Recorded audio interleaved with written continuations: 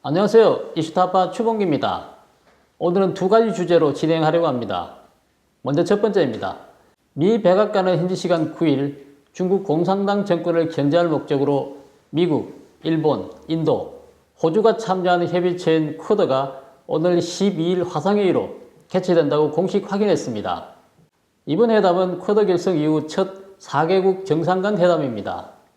로이터 통신에 따르면 젠 샤키 백악관 대변인은 이날 브리핑에서 바이든 대통령이 12일 오전 스가 요시히데 일본 총리, 나렌드라 모디 인도 총리, 스콧 모리스 호주 총리 등 쿼드 카운터 파트너들과 화상으로 만날 것이라고 밝혔습니다.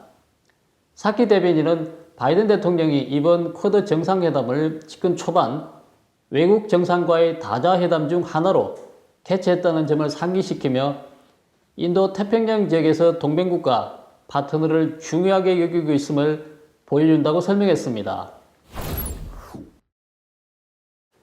이번 쿼드 첫 정상회담에서는 코로나19의 위협, 해양안보, 경제협력, 전세계 공급망, 그리고 기후변화 문제 등도 논의될 전망인 것으로 알려졌습니다. 앞서 인도 외교부는 이날 성명을 내고 4개국 정상이 지역 및 글로벌 현안에 대한 공통 관심사를 논의하고 자유롭고 개방적이며 포괄적인 인도 태평양 지역을 유지하기 위한 실질적인 협력 방안에 대해 의견을 교환할 것이라고 밝혔습니다. 이번 쿼드 정상회담과 관련해 중국 정권을 직접 거론하지는 않았지만 인도 태평양 지역에서 중국의 위협이 확대됨에 따라 쿼드 본연의 의제인 중공 견제도 자연히 다뤄질 것으로 보입니다.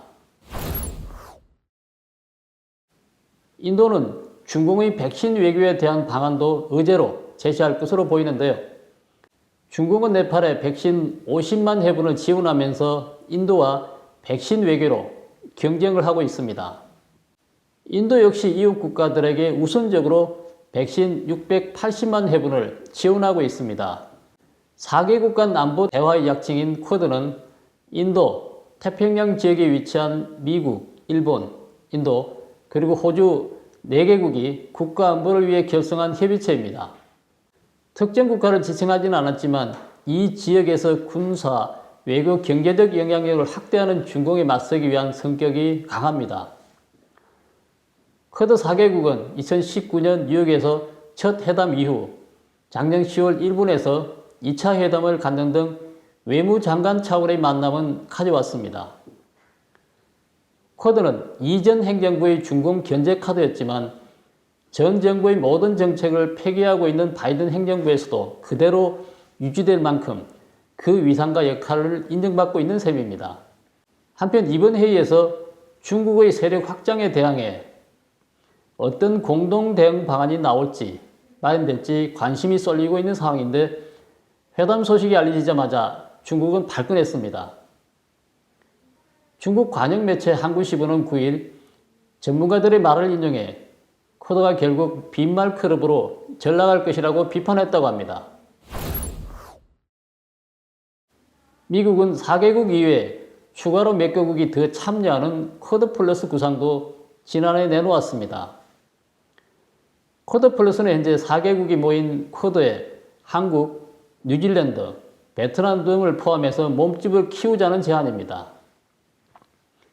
이전 행정부 때 처음 나온 이야기이긴 하지만 제이크 설리번 백악관 국가안보보좌관도 바이든 행정부 출범 직후인 지난해 1월 쿼드를 더 발전시키고 싶다고 말한 바 있습니다. 하지만 한국 정부는 참여 요청을 받은 적이 없어서 쿼드 플러스 논의 자체가 시기상조라는 입장인 것으로 전해졌습니다. 다음은 두 번째 소식입니다. 현재 미국 입장에서 중국과 군사 대립이 고조되는 최대 위협은 바로 중국의 핵 잠수함입니다. 미국이 중국 공산당의 위협에 맞서 군사력을 강화하는 등 미중 간 긴장이 고조되는 가운데 한 전문가는 양국 간의 군사적 대립이 바닷속으로 이동하고 있다고 분석했습니다. 중국 정치경제 전문가 청 샤오냉은 NTD 포크스토크와의 인터뷰에서 중국의 최대 군사 위협은 육지나 바다가 아니라 해저에서 올 것이라고 전망했습니다. 청사은임 박사의 인터뷰 내용 중 중요한 부분을 뽑아서 알아보도록 하겠습니다. 먼저 미국과 중공은 현재 태평양으로 분리되어 있어서 중공은 지상군으로 미국을 위협할 수 없다는 것입니다. 그래서 중공은 해군, 즉 항공모함 함대를 편성해서 바다에서 미국에 대항하려고 했습니다. 하지만 중공의 군함 제작 기술은 그다지 좋지 못합니다. 지난 수세기 동안 노력했지만 기술력은 여전히 미국을 따라가지 못합니다. 중공은 항공모함 함대만으로 단기간에 미국을 군사적으로 압박할 수 없다는 걸 뒤늦게 깨닫게 됩니다. 그렇다면 마지막으로 남은 카드는 뭐였을까요? 중공에 남은 유일한 옵션은 바로 핵 잠수함이었습니다. 중공의 핵 잠수함은 미국에 큰 위협이 될 수 있습니다. 핵 잠수함에는 대륙간 공격을 할 수 있는 미사일이 탑재되어 있죠. 이 미사일에는 원자폭탄보다 훨씬 더 강력한 핵탄두가 장착되어 있습니다. 중공은 미국을 공격할 수 있는 장거리 미사일도 개발했습니다. 하지만 미국 위성은 지상, 공중, 그리고 얕은 물에서 봤어야 되는 모든 미사일 경로까지 손쉽게 추적할 수가 있습니다. 따라서 핵 잠수함은 중공이 미국을 기습 공격할 수 있는 최상의 선택이 될 수 있을 것입니다. 이를 위해선 중공 핵 잠수함은 일본에서 말레이시아에 이르는 열도 지역을 넘어가야 합니다. 이런 심해 지역은 중공 핵 잠수함에게 매우 유리하죠.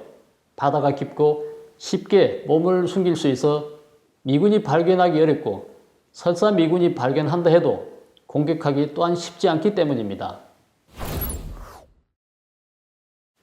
미국은 언제든지 중공 잠수함의 핵 공격을 받을 수 있다는 게 전문가들의 의견입니다.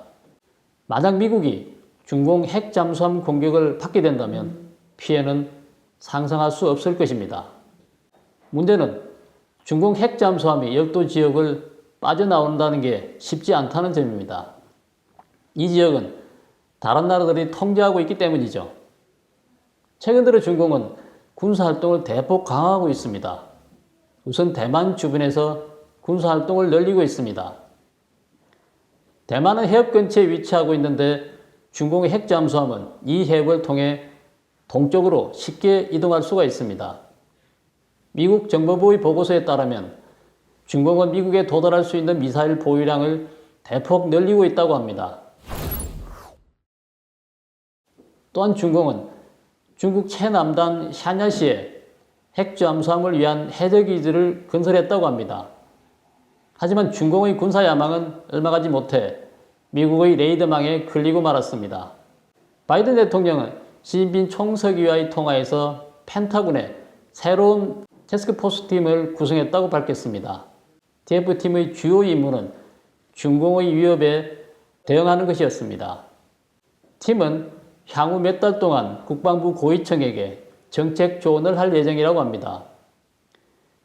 미국의 인도태평양 사령관도 중공에 대응할 수 있는 군사력 향상을 목표로 의회에 200억 달러 이상의 지원을 요청했다고 합니다. 이처럼 중공을 둘러싸고 미국과 우방국들이 펼치는 포위 작전과 이에 굴복하지 않으려는 중공의 방어 전략은 앞으로 어떻게 전개될까요?